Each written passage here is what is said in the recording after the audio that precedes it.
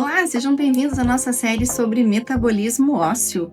Eu sou a Carolina Mosini, eu sou uma amante da fisiologia e a gente está conversando nessa série de aulas sobre como o osso ele é formado fisiologicamente, o que ele tem dentro dele, o que ele é constituído e como é que ele funciona.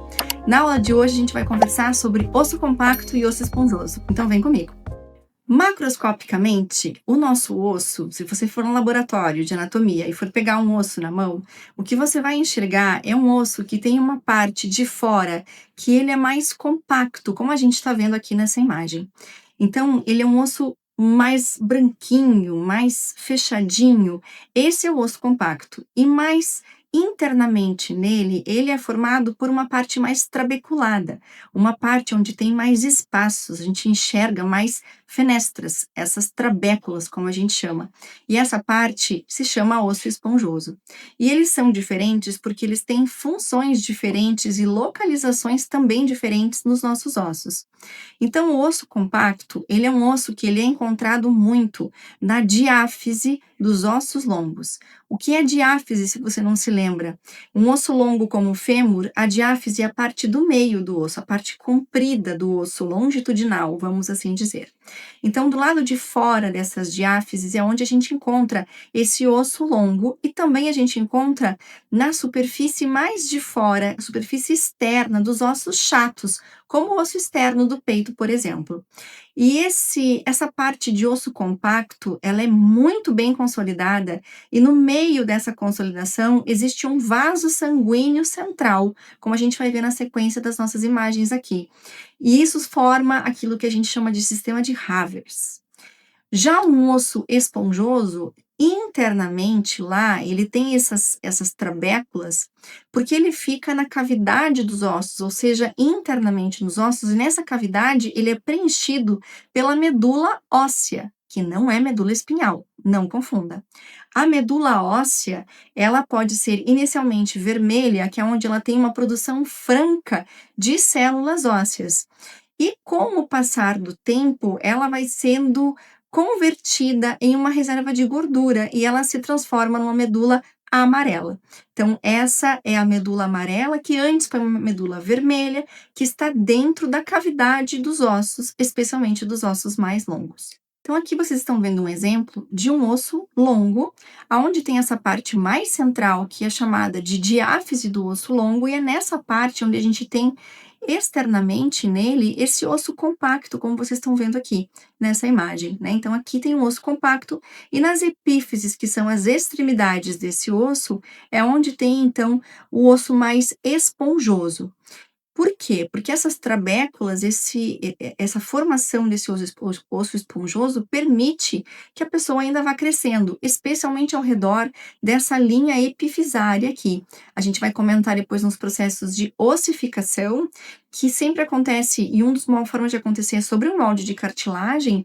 Então, sempre que ainda tiver essa linha epifisária presente, significa que a criança ou o adolescente ele consegue ainda crescer, porque ainda tem espaço para ir ossificando e esse osso ir crescendo de forma longitudinal. Muito bem.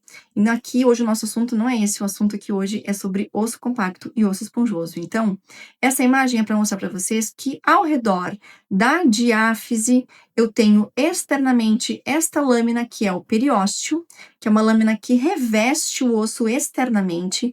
Ele tem fibras colágenas bastante densas e tem fibroblastos, ou seja, ele tem matéria-prima da parte orgânica do osso.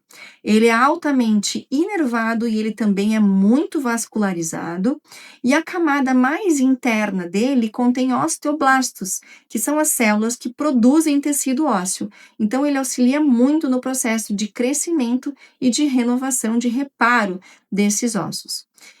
Internamente, existe uma lâmina internamente aqui neste osso, que é o endósteo, que reveste o osso pelo lado de dentro.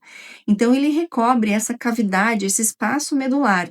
Ali tem osteoblastos também, mas é uma camada muito simples, mas neste endósteo eu tenho células osteoprogenitoras, que são as células osteogênicas, que elas vão se diferenciar em osteoblastos e osteoclastos. E aqui uma imagem para mostrar como isso é altamente vascularizado, né? Dê uma olhada aqui na quantidade de vascularização que existe, né? Especialmente ao redor desse periósteo aqui, que fica na parte mais externa. Olha como ele é bem vascularizado. Microscopicamente, quando a gente olha em um microscópio, o que a gente enxerga é o tecido ósseo, e esse tecido ele pode ser dividido em um tecido imaturo, ou também chamado de primário, ou então um tecido maduro, também chamado de secundário ou lamelar. Qual é a diferença entre eles? Esse tecido imaturo e primário, como o próprio nome já diz, ele é um tecido inicial, portanto, ele é temporário, ele é substituível. Onde é que ele tem, então, nas pessoas? Ele tem durante o desenvolvimento embrionário e ele também tem cada vez que a gente tiver uma fratura, quando esse osso vai começar novamente o seu processo de ossificação, inicialmente vai ser um osso imaturo ou primário, que vai ser gradualmente substituído por um tecido maduro ou lamelar, tá? No adulto, existe apenas nas estruturas ao redor das suturas do crânio, entre os ossos, por exemplo, entre o osso frontal e o osso parietal, tem uma sutura. Essa sutura, ela é formada por esse tecido imaturo ou primário, tá? Também nos alvéolos dos dentes e também no local onde os tendões se inserem nos ossos. Nesses pontos também eu tenho ali um tecido imaturo. E, em geral, no nosso corpo adulto não existe mais, porque ele foi substituído por um tecido mais maduro, mais secundário, ou também chamado de lamelar. Então, ele que é encontrado sempre nos adultos, eu tenho fibras colágenas muito bem organizadas. Olha a imagem aqui, como essas fibras colágenas ficam de forma helicoidal, em camadas, lamelas concêntricas ao redor de um vaso sanguíneo central. Portanto, isso aqui tem um nome, essa estrutura se chama, sistema de Havers. Então, isso aqui é um sistema de Havers, e o vaso sanguíneo que está aqui no meio, ele é chamado de canal de Havers, ok? Então, vocês percebem aqui bastante, nessa estrutura desse osso muito bem formado, onde eu tenho várias lamelas concêntricas. Então, aqui eu tenho um sistema de Havers, aqui eu tenho outro sistema de Havers, certo? Então, é assim que ele é formado.